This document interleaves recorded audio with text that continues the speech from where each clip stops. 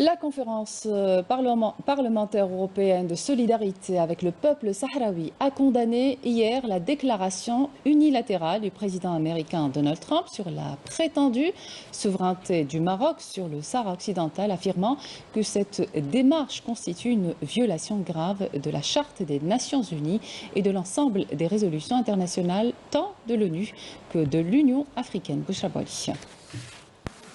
La réaction de l'Assemblée générale des Nations unies ne s'est pas fait attendre. Au lendemain de la déclaration unilatérale de Donald Trump jeudi sur la prétendue souveraineté du Maroc sur le Sahara occidental, l'organe onusien adopte sans vote une résolution dans laquelle il réitère le droit du peuple sahraoui à l'autodétermination et réaffirme son appui au processus de négociation en vue de parvenir à une solution politique juste, durable et mutuellement acceptable par les parties du conflit. Une solution qui semble compromise par les manœuvres de Washington, qui a adopté samedi une nouvelle carte officielle du Maroc intégrant le territoire disputé du Sahara occidental en échange d'une reconnaissance par le royaume chérifien de l'entité sioniste.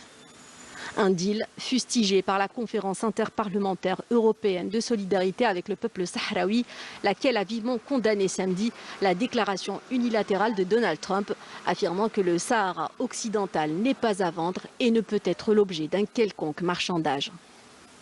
D'ailleurs, le président du comité européen de solidarité avec les populations de Seghi al-Hamra et Ouad el-Dahab, Pierre Galland, a tiré à boulet rouge sur le président américain qui, a-t-il dit, n'a eu de cesse de bafouer la légalité internationale en affirmant, je cite, qu'après avoir vendu Al-Quds occupé à l'entité sioniste, renié des accords de désarmement nucléaire, retiré la contribution des États-Unis à l'UNESCO, à l'UNRWA et à l'OMS, Donald Trump accorde en souverain absolu qu'il pense encore être la prétendue souveraineté du Maroc sur le Sahara occidental, et ce en échange de la trahison du roi Mohammed VI à l'égard des Palestiniens. Fin de citation.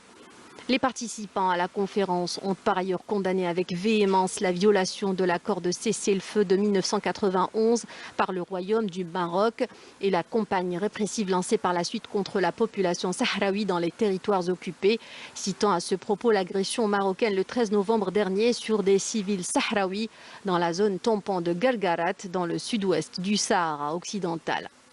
Ils ont également relevé que le conflit du Sahara occidental qui dure depuis des décennies et l'incapacité des Nations Unies à faire respecter les droits du peuple sahraoui, à commencer par son droit à l'autodétermination, ont conduit à un statu quo prolongé qui a nettement favorisé l'occupant illégal, le Maroc. À ce titre, ils ont saisi l'occasion pour lancer un appel au secrétaire général de l'ONU, Antonio Guterres, pour sortir de l'immobilisme et agir d'urgence pour le respect des droits inaliénables du peuple sahraoui. Résolution 1514 de l'Assemblée générale des Nations unies de 1960.